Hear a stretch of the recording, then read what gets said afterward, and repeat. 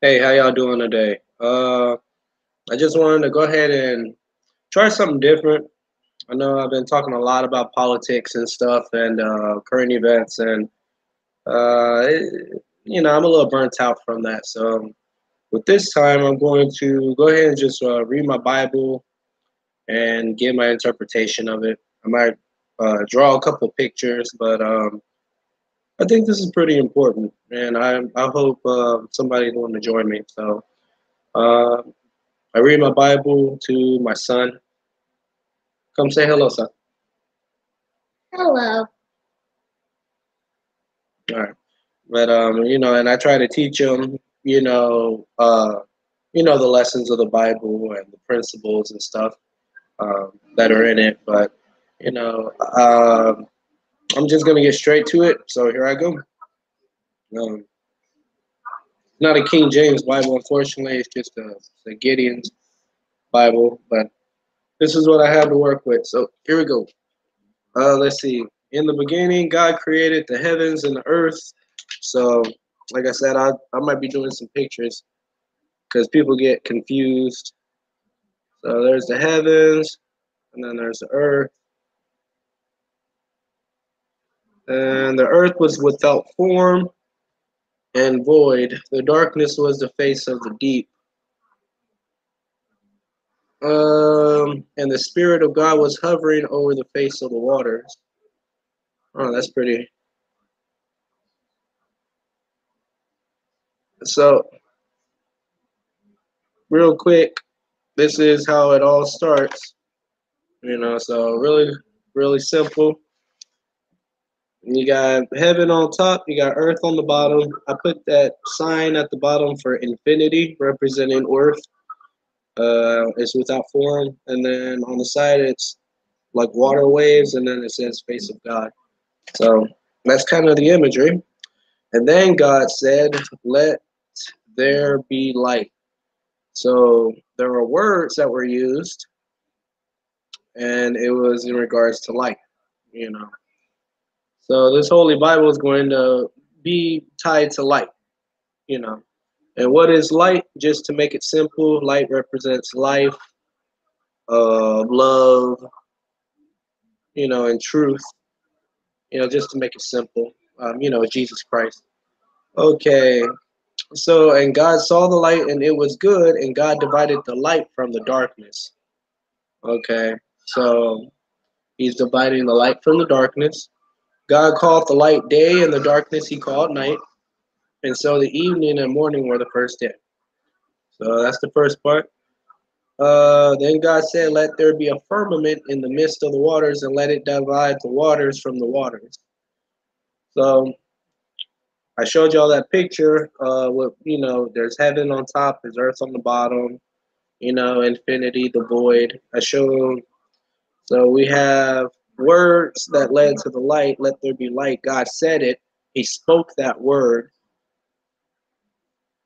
and now here we are with the firmament. Let it divide the waters from the waters. So when they're talking about the firmament, I think that has something to do with like the covering, so to speak. So thus God made the firmament and divided the waters which were under the firmament from the waters. So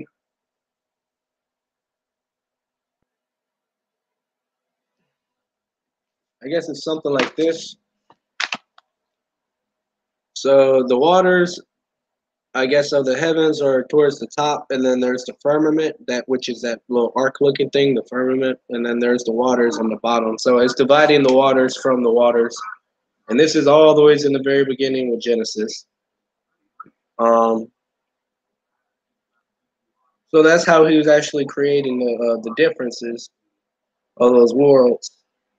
And God called the firmament heaven. So that firmament is heaven. And if you look at old paintings and stuff like that, you'll see they'll have that same arc, um, thing representing the firmament.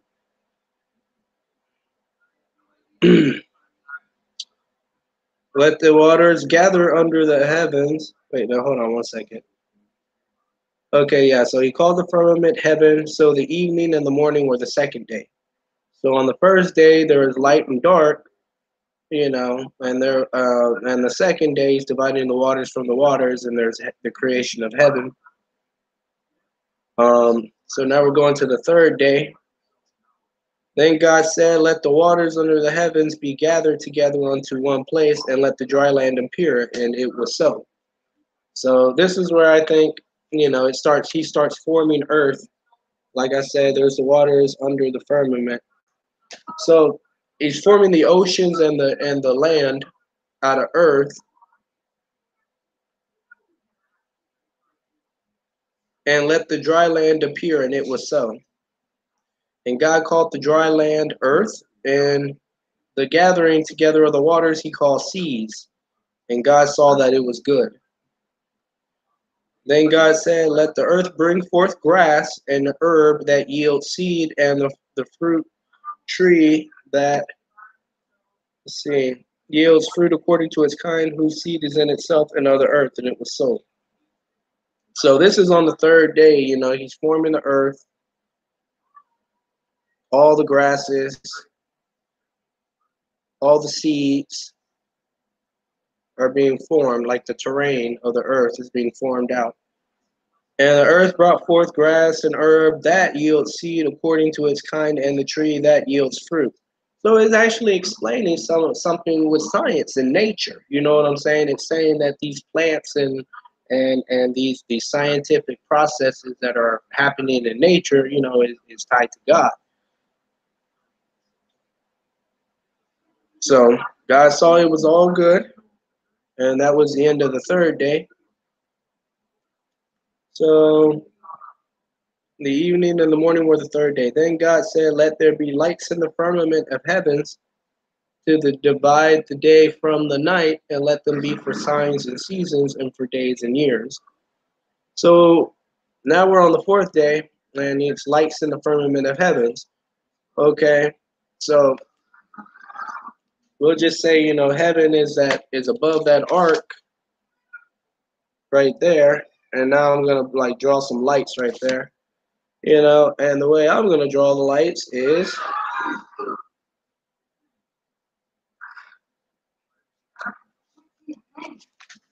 there's stars. So now there's being stars formed in the heavens. And it's and it helps with the signs and the seasons, the constellations, all that stuff. Um, but yeah, those are the lights in the firmament of the heavens. Man, that's what I think. And let them be for lights in the firmament of heavens to give light on the earth, and it was so. So this light in the firmament of heavens, which could include the sun, but all this other light, which I think may be the stars above, their light shines down upon see, yep, it shines down upon the earth as well. Then God made two great lights.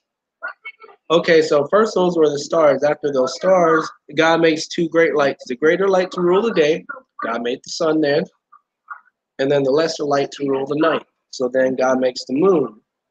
So we got the stars put in heaven, we got the sun then being made, and then we have the moon being made. Okay, because the sun's the light that runs the day, and then the moon's the light that runs the night. I think. So God set them in the firmament in the heavens to give light on the earth, and to rule over the day and night, and to divide the light from darkness. And God saw that it was good. So this is God basically putting lines in between light and darkness. Differentiating. Basically creating the first dichotomy, which is observable in I guess in nature. And Kanye maybe he calls them those two motivational forces, that energy or whatever. So light from night, or day from night, it's always they're being divided. All right, so the evening and the morning were the fourth day. Then God said, "Let the waters abound with the abundance of living creatures,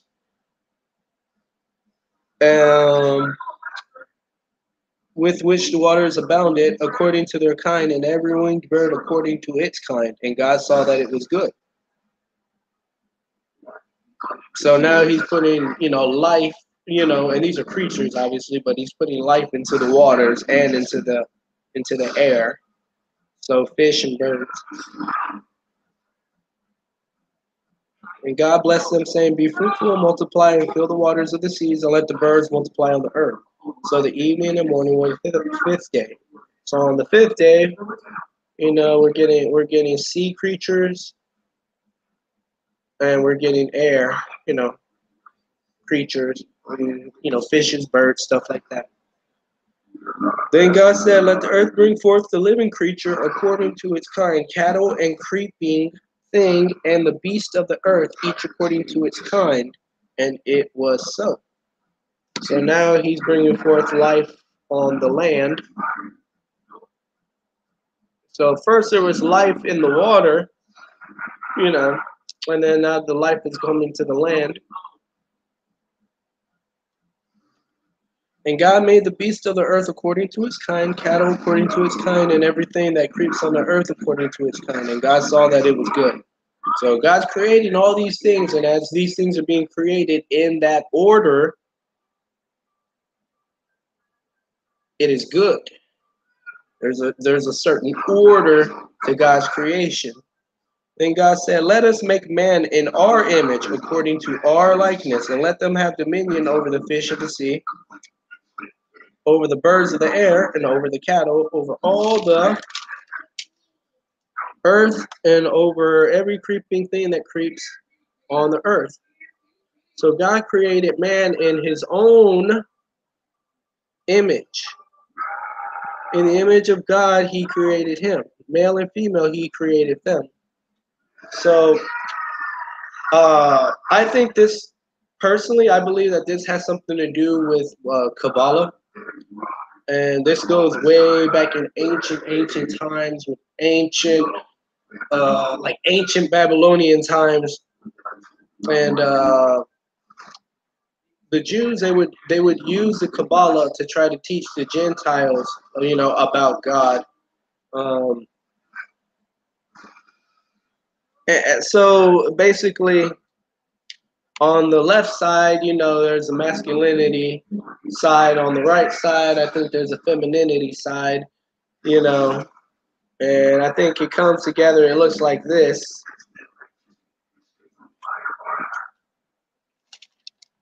And this is not Madonna's Kabbalah. Okay, but it looks something like that, and then on one side there's the masculine nature, the other side is the feminine nature, but it both comes together, as nature, and creates, like, it's like the collective Christ, so to speak. I really don't know how to put it into words, but it's like, like we have individuals, all of us individuals come together to create the collective. So I guess it represents like nature's collective. Uh, okay, Prometheus, why are you bringing that up? The reason why I'm bringing that up, because this is very different from the man that was created from the dust of the earth. And you're going to hear about that in the Bible later. So this is God creating man out of his own image, and this whole chapter is being tied into nature and God's creation and life, you know. Um,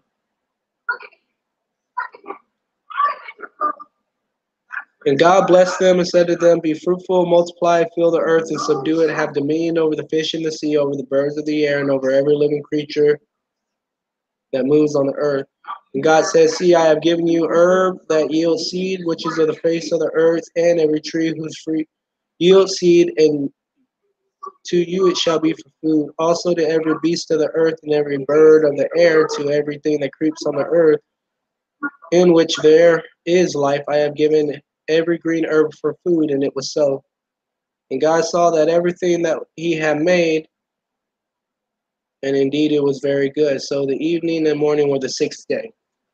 Okay, so we have 6 days putting together in the first chapter. And it, as you can see, it keeps out the seventh day. Okay.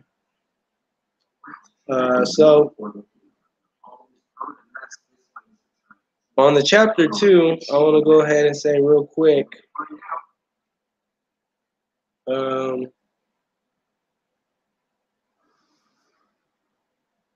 on chapter 2, it continues to the seventh day, but I'll skip a little ahead and maybe I'll try to say more about it later in the next video. But what is it? Chapter 2, verse 7. And the Lord God formed man of the dust of the ground and breathed into his nostrils the breath of life, and man became a living being. That right there is the creation of man of the earth, of the Adam. Okay? This is a different creation um, from God's uh, um, what is it? God creating man in his own image. Okay, very big difference. Okay, so I want you to remember that, keep that in mind, because a lot of people get confused there. I've actually been asked a couple questions, okay, wait, so did God create two different guys? Did God create like some kind of super angel guy, when he created man in his own image, and then this man that was created from the dust, was he like the fallen guy or something? And I've been asked that, and honestly, I don't really know. I just have a hypothesis, and like I said, my hypothesis is in regards to the Kabbalah. It represents man in God's own image, because it's the nature of God. If you actually go back into, the ancient Kabbalah teachings, and not that mystical or whatever the hell Madonna twist that they put on it, because that's way different, and people mix that up a lot. So, anyways, that's my. I read the first chapter. I gave my interpretation of it, and with all that being said, the heavens and the earth were being put together. The face of God was on the waters at the very beginning. You know, Light was created by the Word. Light is the truth, love, and light. But God, He created light and dark, divided it up, put the stars in the heaven and put the sun and the moon out, and put together the universe. He created the creatures of the sea, and I think this came first, and then it was the birds, and then after that it was like the cattle and all that. But let's see. On the third day, he created the earth and the seeds and the herbs, and so it's like all the plants. The fourth day were the stars, sun, and the moon. So the heavens were being put together. The fifth day had to do with the sea creatures and air creatures like the birds. On the sixth day, there's life on land, and that has to do with like all the beasts and the creeping, crawly. I'm thinking it has to do like insects. And that's all with that. So, anyways, I know that kind of is really, really different. If you like the video, please like, subscribe. And I'm going to continue to just, in my time, just read, chapter by chapter and kind of give what I think about it. So, God bless you all. Y'all have a great day.